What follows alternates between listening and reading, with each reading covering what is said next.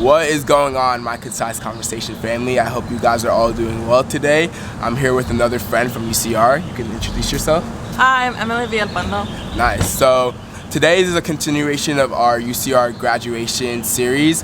We're gonna go into Emily's story about being a biochem major and being in CNAS. So very similar to the other one. I want to start with through your past and how you got involved at UCR and what made you decide to be in CNAS and how that's translated throughout your entire time at UCR. Okay, so starting in high school, okay, yeah. Right? Okay. So in high school, I actually wanted to do astrophysics because I wanted to work at NASA. Gosh. My dream was to work at NASA when I was little. Like we would go to the library. I would always get like science books, like planets and all that stuff. And then in high school, I was like kind of discouraged by counselors. They were like, "Oh, what is that?" And I grew up kind of like in a lower income area, so the high school just didn't have enough resources. So after that, I was like, okay, let me be more realistic. Let me do like psychology. So I applied as a psych major actually. Okay, interesting. And then I got into a couple universities. I actually had gotten waitlisted to UCR, and I was already gonna go to Santa Barbara, so UC Santa Barbara. And then last minute, I was like, you know what? I actually want to do business. So I actually didn't start as a biochem major. Okay. I started as a business major. So I ended up choosing UCR. I got off the wait list, and I chose UCR because it has a business program here, and Santa Barbara doesn't. I would have to double major, so I was like, oh, I'd rather go to UCR where like they already have the existing major. So then, coming here, first quarter, I was like, oh, I actually don't even like business. So then I was like super upset because I was like, okay, I went from like science to psych, and then now to business, and now I'm like, now what do I do? So then my roommate, my first year was a psych major, so I was like, okay, let me like take some classes with her and like see how that goes. And then it ends up going well. So I'm like, okay, I want to do psych. And then I ended up joining a psych lab like spring of my first year. And then I didn't like it. The first day I walk in and I was like, oh, I don't like this. Right off the bat. Yeah, so then this whole year I was like in contact with my advisors at CHAS, and then I was telling them, talking to them, oh, I want to switch my major. So then I came in again after my psych lab, like literally made an appointment right away, and then I went. And then I was like, okay, I want to try like chemistry, like I want to try taking chemistry classes. And they're like, oh, like if you want to switch to like a hard science like that, you can only do neuroscience and CHAS, like the BA. So then I was like, okay, fine. So then like summer I started taking chemistry classes, and I was still a business major, and then I ended up doing like pretty good in the classes, surprisingly. So then I was like, okay, like I like this, I'm gonna do this. So then after like a lot of fighting honestly with some advisors, I had to fight with some advisors too. I was able to switch finally to biochem. So I was gonna do neuro, but I was like, no, I want to do actually more chemistry focused because I really liked OChem, surprisingly. all this side stuff is not for me, so props to you, big time. No, thanks, I ended up deciding on biochem. I was able to like finesse my way into CNAS because they have like strict rules on switching colleges. So I finessed my way. As you should. And then I declared as a second year, literally right when COVID hit. I remember that spring, like right before COVID hit, I declared biochem. And then so I don't know what direction I'm going in terms of answering your question. No, you're good. I think one thing that I was picking up on that's really good that I would want to share is like being persistent about finding out what you want to do, because like I think some people tend to get trapped in their majors, and then when they graduate they're like, I didn't even like that, and I don't even know where I'm gonna go with this, And I think one thing that I tell everyone is that this is 4 years of college. Like, you want to make sure that you have a plan for the future, and I think finding out, like we said in the first video with Arlette, finding out what you don't like is so important, because if you're stuck in something you don't like, then the outcome is not going to be something that you want, So that's super interesting. How did you stay motivated as a CNAS student, and like what campus resources or what were you involved in campus that helped you stay grounded as a biochem major? So when I started taking my actual like science classes after that summer, it was like the fall of my sophomore year. So I decided to rush a sorority, and people would be like, oh, that's so like contradicting. But my mentality at the time was, okay, I know I'm gonna be spending a lot more time studying and like in the library and stuff.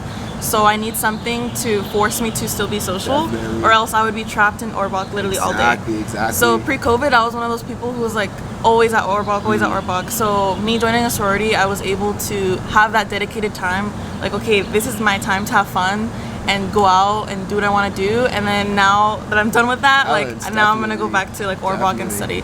So that like kind of helped me maintain still that social life. Right. Because to me that's really important, It's super like important. the balance and stuff. Exactly. And then I would say also like academically, my friends were CNAS as well. Right. So one of my friends, Alex, which is also in our friend group with Arlette. Nice. She's also in CNAS. She started her first year as CNAS. So after that, I started taking the same classes she was taking. Okay, got you. So literally, like all of our sophomore year, we were in the same classes. Nice. So we would study together all the time. That's super helpful. Yeah. That's definitely helpful. And that's dope.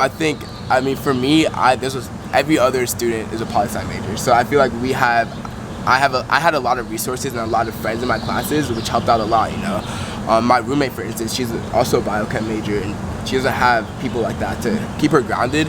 So I feel like, especially with networking and joining especially social organizations where you meet people, you're able to find that community, especially within CNAS, where I feel like people are a little bit more closed off or a little less helpful, you know, student-wise. That is true. Yeah. It's very competitive, I get it, but at the end of the day, we're all students, you know. I want everyone to succeed, so I would never, you know, not be a resource for someone who needed it, you know. So I think that's another good point, like having that balance, that school life balance. Like you have to have that, because I do know people who stay in Orbach 24/7. Like obviously that is a good place to help you. It's a good study environment, of course, but like balance, you know, like you can't stay in there all the time, because then you're not, you know, you're just unbalanced. That's not what you want to be. No, exactly. So going into, obviously we're graduating, how do you feel about graduation? I'm really excited. I would say that during COVID, things kind of got rough for me in terms of like academics. Prior to COVID, like I said, I was that person who was always at Orbach, and then I had really good study habits. I did really good in school, and then during COVID, my grades like dipped a little bit, like not a lot, but it was still something I wasn't used to. Of course. So in high school, like I didn't do like perfect, but when I got to college, I had this fixation on straight A's. So like I spent my first 2 years of college getting just straight A's. And then right when COVID hit, I think I got my first B, and I was like devastated. Even though it's like super extra. I hear you though, for sure. No, it's super extra. Like now that I'm looking back, yeah. So during COVID, that kind of messed me up. So then now after COVID, like I'm so glad to be back on campus and being able to socialize for my last year for sure. Definitely. But I've gotten to a point where I'm like, oh, I just can't wait to like move on to what's next. I hear you a lot. That's interesting that you had that experience coming into college and wanting to get straight A's, because that was my experience too. Like I did good in high school, but I don't feel like I don't feel like I knew what education was like that as a whole. Like I didn't know about college like that. I didn't really know. Especially coming from New York to Pennsylvania, I didn't know. Yeah, I didn't know any colleges in California, you know. So, but once I got here, I was like, oh, this is what it is. So like, you have every opportunity to leave here and make whatever you want out of yourself, you know. So that was my mentality too, to make the most out of college, because like, you know, it's a great opportunity. So moving on from graduation, what are your plans for after? Okay, so I applied to grad school, so PhD. I knew I wanted to do PhD, like I would say maybe sophomore, junior year, like because when I got into CNAS, it's kind of like, okay, what am I gonna do after? You know? Right. And I knew for sure I did not want to do medical school. That was never like on my list of things I ever wanted to do. I think it's cool, but it just wasn't for me. So I knew, okay, I want to do PhD and I wanted to do research. Nice. So my junior year, like I joined this program at UCR. It's called UCR. And it's a really great program. So anyone who's like in CNAS, I'm like, y'all should look into it, because I love that program. They basically pay you to do research. So instead of volunteering, you know, you get paid. Money, come on now. So through that program, they helped me a lot to prepare myself to apply for grad school. Nice. So yeah, I applied this past fall. So December is usually like the deadline. Right. And then I was able like to get a couple of acceptances, so I was very happy about that. Very nice. I got accepted to USC, UCLA, Cornell, not Cornell upstate, Cornell in New York City, and then Sloan Kettering, which is a cancer hospital in New York City as well, and then Harvard. So yeah, and I'll be going to Harvard. Come on now. That's very exciting. And I applied to one grad school because I was interested in getting my Master of Public Policy. So I applied to UCLA, and even that process, it's draining. It's very draining applying to grad school. And I applied to one. So I can't even imagine the process of applying to multiple ones. And I didn't get in, but it was cool. I'm so sorry. No worries. This just wasn't my time. But what was it like applying to that many schools while being in school and also just balancing life in general? Yeah, so I applied, I think, to 11 programs, but that's like a thing in like science. Like it's normal to apply. Some people apply to like 15 usually, or like more. Like 20 is like the max I've seen. Yeah. The least is like maybe like 7. Okay. So it's like a normal thing. The essays are kind of similar, but they were still pretty different. Where I had to pretty much rewrite like a lot of things. Which is and that was the part that was draining. Exactly. Yeah. Like sorry to cut you off, but grad schools. Thing about grad school is like they are not looking for people who are just like, okay, I want to get this degree because it's the next step after undergrad. Like they usually want someone who is very specified and structured on what they want to do with this degree. So when you're applying to grad school, each different application is different, and you have to really put in the research and the work to figure out what is this program going to provide for me and what can I provide for this program. So I can see how that would be draining doing that for multiple different ones. Even if it's similar, like it's still like, no, this is a different school, you know? So continuing off of that, like how did you end up making your decision? So at first, let's see, so I only applied to programs that like I genuinely wanted to go to. Right. So I don't believe in the idea of like applying to safeties. I know like it's a big thing when anyone applying for like undergrad or like master's, anything. I know people do, okay, I'm gonna do like a couple reach, a couple matches, and a couple safeties. Right. I decided I didn't want to do that because I was like, okay, let's say if I only got into my safety, like would I even want to go there for 5 to 6 years? I would rather take a year off and better myself and then apply again. Exactly. So I applied to like major schools and major cities. That's another thing. I love cities. Hey, so, city girl. Yeah, city girl. I can't like live in the middle of nowhere. I feel you. So I only applied to major cities. So yeah, that was the first kind of round of like, centering on which ones I wanted to apply to. Right. And then after finally getting a couple of acceptances, I got to visit the schools. So for PhD, the way it works is, well, before COVID, you would get flown out for interviews. So you would actually interview in person. Wow. Because of Omicron, it was all online, and then they did second visits. So that's when you actually got accepted, and then they would fly you out for that. Very nice. Yeah. So I was able to get flown out. I was like, hey, come on now, fly me out. Girls that fly me out. Yeah, it's so dope. And they cover everything, like the whole trip. So dope. So I was like, they have the money for it. Yeah, no, they do. Yeah. And so it was amazing getting to see all the schools in person. I love New York City, and that was kind of like one thing I was like really set on at first. Like, oh, I really want to go to Wall Cornell. One, because of the program itself, right? And a couple professors that I really liked. There's this one professor specifically that I just really loved. That we still even talk like aside from like networking. The process, we still do Zoom calls every once in a while and email back and forth. So yeah, and then the city is. Like New York City, I don't know. New York City to me is just like the dream. So I was like really set. But then I ended up visiting UCLA second. And at first day I was like, oh, I actually don't like this. And then my friends were like, give it a chance, like stop being so annoying. Yeah. So then I ended up loving UCLA at the end of it too. Like at the end of the little trip, it was like 3 days. I loved it. And then I was like, what am I gonna do? It's either UCLA, I stay home like with my family. I wouldn't live with them. Are you but, from SoCal? Yeah, I'm from SoCal. That's why it's like, I would stay with my network, or let me move across the country to like a new city, a big city. Well, small but like compact. Right. Big in that sense. Right? Yeah. That's definitely. Yeah. So then I was waitlisted at Harvard this whole time. So for me, at the end of it, I had narrowed it down to UCLA and Wall Cornell because of the location, the professors, and like the environment of the program itself. Right. They just seemed to me like to be like really supportive in that sense. Yeah. Especially the director from UCLA. I was gonna say, especially if you're gonna be there for an extended period of time, you want to feel like supported and comfortable. So that makes sense. Yeah, and the director from UCLA, oh my God, he was so amazing. Like I he love was that. so nice, and then.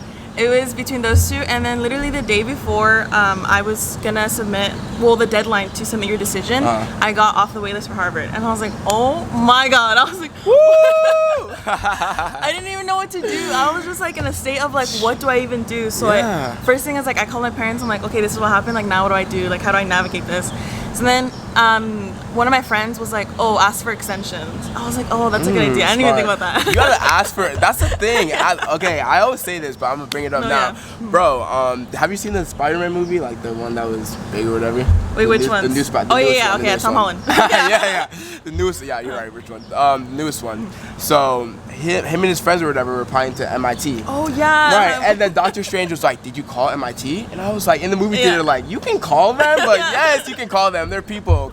Ask for help. Ask for help. Oh, yeah, 100%. So, at the time, I was between UCLA, Cornell, so I was like, hey, besties, can y'all give me an extension? Yeah. Cornell was like, oh, we can only give you 1 day extension. I was like, okay, that's not enough. And then UCLA was like, oh, we'll give you a week. Okay. Harvard gave me 2 weeks. So then I was like, well, because I got off the wait list. So it's like, that's only fair. Have to, right. Come on now, smart. So then, I was like, that whole day I had set aside to study, and then I did not get any studying done that day because I was freaking out the whole day. And I told all my friends, like, oh my God, I got into Harvard, you know, like, woo. A little woo. Yeah. So then the next day, I was texting one of my friends. I'm like, I should just go to Boston. And then he was like, yeah, like, you should go. And I was like, you know what? Yeah, so I just bought a ticket for the next day. Yeah. Oh, come on. Let's Yeah. So then I had to get figured out, like, my school stuff. I had a midterm, like, that Monday, I think. Shit. So I talked to the professor, and then I could get, like, a makeup. Nice. So, yeah, like how you said, ask for help, things. yeah, because your if you need professors it. will accommodate you if they're nice. Like, most of the time they will be. So I was able to get everything figured out, like academics-wise, because I was gonna miss school. Yeah. And then so I bought my ticket, and I told my parents, I'm like, okay, I'm gonna go to LAX tomorrow night. I'm gonna go to Boston, and they're like, okay, where are you staying? Yeah, what are you doing? right. What's the plan? So then, I got my ticket. I went. I ended up staying in a hotel. I was gonna stay with some friend at Harvard because I do know someone from there. Nice. And I ended up not staying with her just because, like, I like hotels. Yeah. Come on, and we're flying out. Yeah, so I ended up just staying at a hotel. I ended up also asking the Harvard program. I'm like, can y'all reimburse me for this? And then they said yes. So I was like, oh. They have money. Ask for help. That's the theme of this one. Ask for help. Yes, bro. that's ask like my help. whole thing too. Like, like for me, it's like closed mouths don't get fed. Exactly. So you gotta like ask for it. Ask for what so you need. yeah, I'm gonna get reimbursed for the trip, Period. like most of it. Yeah. So I took the trip to Boston, and then it was amazing. Like I've never been. Like that was the first time. I've never been either, so that's dope. Harvard technically like in Cambridge, you know, they're big about that. Yeah, don't get it twisted. Yeah. So I got to visit both, and it was really nice. It's a lot different than what I'm used to for sure. But one thing my mom was saying, because at first I was like, oh, I don't know if I like this city. And my mom was like, oh, you should actually live in the United States. Because Southern California, where I live specifically, it's very Latino community. And it feels like I'm in Mexico, which I love. But my mom was like, you need to live somewhere that's like the United States. Like, you know, get out of like your comfort zone. UCLA would be my comfort zone just because of the area it's in. And I feel like, oh yeah, I would be really happy at UCLA. But at the end of the day, if I'm not uncomfortable, I'm never gonna grow. Most definitely. So that's kind of at the end what really pushed me to make my decision. I think your mom is very wise for that comment because me coming here from New York or Pennsylvania, the East Coast, I can say over these 4 years I've grown so much independence and just like being able to just move by myself, you know, and then do my own thing. And I think that's a super important skill to learn just in life, and especially you coming from the SoCal and like you're saying, like a very, you know, Latino community or Mexican community, like yeah, you're gonna be around a lot of white people. I know. You know, you're gonna be around a lot of white people. It's okay, but like you can learn from those experiences, and because you're not trapped. You know, you're in it for your program, and then you can go wherever you want again and go back home, wherever.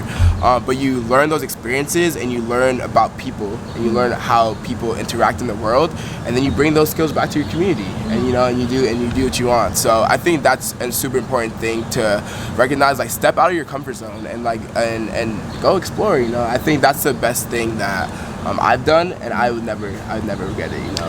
I actually wanted to bring up the fact that, so when I was telling people about my decision, so I haven't told my close friends yet, so they're gonna find out tomorrow. So by the time this video comes out, like hopefully they'll, you know, I'll figure it out. Right. I've told like professors, and I've told like my research community and such. So my PI, so principal investigator, that's who I work for at UCR. I told my PI, and then he was like, oh, I'm so surprised you chose Harvard. I'm like, oh, why? You know, he's like, I thought you were gonna for sure choose UCLA, and I was like, oh, why? And then he was like, He's like, I don't know, like you seem obviously like very strong individual, but I could tell like diversity is very important to you. And obviously, like UCLA versus Harvard, who's gonna have more diversity? Obviously, LA. Come on. Right. So, and then I was like, oh yeah, you have like a really good point. Diversity is very important to me, and that's also another reason why I came to UCR. When I went to visit Santa Barbara, I was like culture shocked, you know. Trust. I hear that. Yeah. So I told my professor, I was like, okay, that you have 100% right. It is still important to me, but at the end of the day, it's like if, like for example, Latinos, if we only try to go to places that are very diverse, we're never gonna increase the diversity in those areas that need it. The most. So I was thinking, okay, yeah, like maybe Harvard isn't the most diverse place, but like I'm going to be there to hopefully bring that to them, and then try to encourage other people as well, like you know, like hey, I look like you, yeah, you should come over here. Exactly. No, I definitely agree with that because not only ethnically diverse, but like when people of color go to those places that need it, like their awareness goes up, you know, and the amount of knowledge that those areas have goes up because they've never seen Latino people, they've never seen Black people, people of color, like at least not in those positions of power, you know. Going to Harvard is a position of power, you know, so it needs to be shown because it's possible, and you're doing it, you know, we're doing it, so it's like without us going there and showing that it's possible, no one would be doing it, you know. So I congratulate you on doing that for sure. It's a big step. Yeah, it's a big step. It's scary. It is scary, you know. I mean, how would you say you feel internally about moving to Harvard, like moving over there? Okay, so that's something I'm really scared about, just because I'm really close to my parents. So I'm an only child. Oh wow. And for me, like growing up, I was really always close to my mom. Like she knows everything. I tell her everything. Bestie vibe. Yeah, no, literally bestie vibes. We love that. Me and my mom too. Oh, I love that. Yeah. So for me, that was one thing that I was telling my mom about. I was like, dude, like I don't know if I can leave you guys. Like I was like, I really don't know. And then, but at the same time, I was also having conflicting feelings because I was like, my parents literally left their country at a young age, similar to my age. My dad was like 16, my mom was 24 when they left. They met over here, so they both left their own country, and they came to a country that they didn't even know the language of. They just came and were like, we're gonna figure it out as we go. So that's also one thing that frustrated me about myself. I was like, why am I second guessing it so much when my parents did it a million times worse? Like leaving like their whole family and coming to start over pretty much. So then that's kind of my mom like was telling me, you know, we did it, but aside from that, like you still have us. Like you're not gonna go hungry.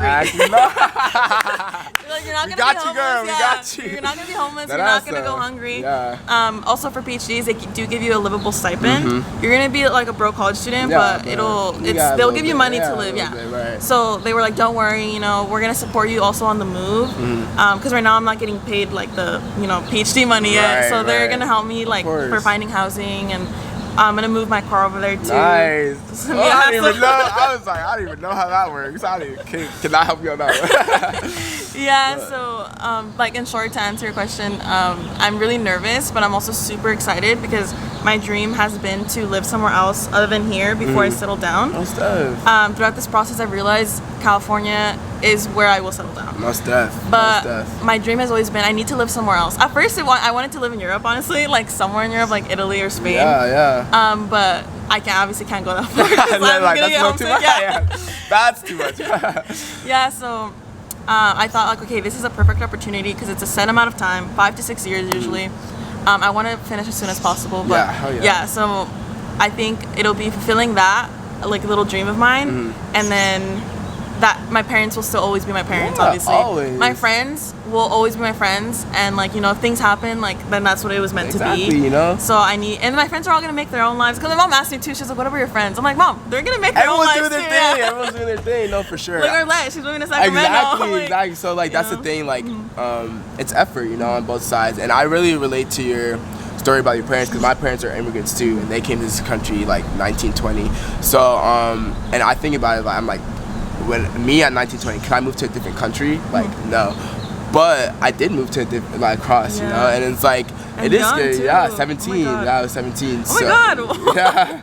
Which is crazy to think about because I was like, bro, you were 17, like which is wild, but I think it does really build that independence really and that character that like now that I look at my life, and within the next 10 years, I see myself like living in a different country, you know, like you're saying. So I think those experiences really just mold you into the person you are, and like you're saying, it's 5 to 6 years is just a small part of your story too, you know. And like you're saying, like I always thought that I would come back and settle down in California as well, because I mean it's California, you know. And that's the thing, you can. It's just like everything is what you make it out to be, and like with the work that you put in is gonna be what you get out. And that's so great that like you're gonna go to Harvard, girl. Like, hey, Harvard. Come on. It's a lot of pressure. No, for sure. Like me telling my friends, and especially my parents. My dad was crying. Yeah, I would cry too. Come on. And I still haven't cried about it yet, yeah, but it's gonna hit you. yeah, maybe like when I'm on my way there or something. No, most definitely. But yeah, it's a lot of pressure because of my parents. They don't pressure me directly because they were like, if you don't want to go to Harvard, then don't go. Yeah. But they were for sure like, is this a big deal? Like none of my family has gotten like a master's or a PhD. I've only had like. And my cousins, now it's been like I think 2 people have graduated like university, so it's still kind of a big deal to us. And then my friends are like going crazy over it, which I love. Oh, come on now, like me too. I remember seeing it on your story. I was like, oh no way. Thank you. You know, like, and that's such a great opportunity. So yeah, I'm happy for you. No, thank you. Also, I wanted to give like a piece of advice to people. Please do. So, one thing also that I feel like is letting me take this big step is being single. And well, keep going, because I agree with this. Sorry. Go ahead. Yeah, so throughout this process of like applying to PhD programs and meeting a lot of people who have the same or similar career goals as mine, a lot of people are in relationships, and it's either they have to stay close to them, like, because it's like a long term, like 5 years or something, you know, it's understandable for sure. That's the person you're gonna marry most likely, or some of them are already engaged or married. But I've also seen like, I've got into these programs, but my partner only got into this program, so I have to go here. So like match. Yeah. So one thing that I'm really glad about is like I've been single all these years, and I don't have that tie. So that's another thing. I know for sure like if I would have stayed like with a person like I really loved, I probably wouldn't be going to Harvard. Yeah. So I probably would have for sure chosen UCLA over that. So yeah, that's just a piece of advice I want to give people. Like, enjoy being single, because not everyone likes it. No, I agree, and like that's interesting that you bring that up, because I was just having that conversation today with one of my friends that like we are in a time in our lives where we have to fully invest in ourselves, you know. And that's not saying that if you're in a relationship that you're not fully investing in yourself. However, it's like I'm tired. Like just going through 4 years of college alone is exhausting, you know, on top of a social life, on top, especially being in Greek life, on top, you know, I hear that, you know, on top of, you know, everything else, you know. So it's like when you want to do these big things, is it energy for your career and your life, or is it energy for someone else, you know? And like that's the distinction I feel like you really have to make, because at the end of the day, you don't want to sacrifice something for yourself that you're gonna look back and be like, damn, I wish I would have done that, you know. And like when you have the opportunity to do it, you know. So that's a great piece of advice. But that, and ask for what you need, that's definitely the theme. Like ask for what you need, most definitely. But hey, any final words? I don't know, I guess. Oh, well, one thing for sure is like if there's anyone who's watching this and they're, you know, maybe in the point where they want to apply to grad school, or maybe like they're going off into choosing bio like as their major for undergrad, like whatever the case is, you can always reach out to me. I'm really big on mentorship, so I've received a lot of mentorship help through various programs like Marquis Star. I also did like a summer program at Harvard like last summer, and then the mentors that had your name down. They had your name down. So yeah, I've met people that I've still kept on contact with aside from those programs that I've been in, and I've also had a chance to mentor like one student in a summer program, and I loved it because we still talk once in a while. So yeah, if anyone ever needs help with anything science related, like school related, I would love to be a resource for anyone, just because for me it was super important. So like I want to be able to help someone else, especially, you know, like my Latinos. Yeah, like, hell yeah. Shout them out. Shout them out. Well, thank you so much for doing this. I really enjoyed this conversation. I hope you guys are all doing well. Again, any UCR seniors who want to hop on and share their stories, let me know. But I hope you guys have a good rest of your day. Peace out. Bye.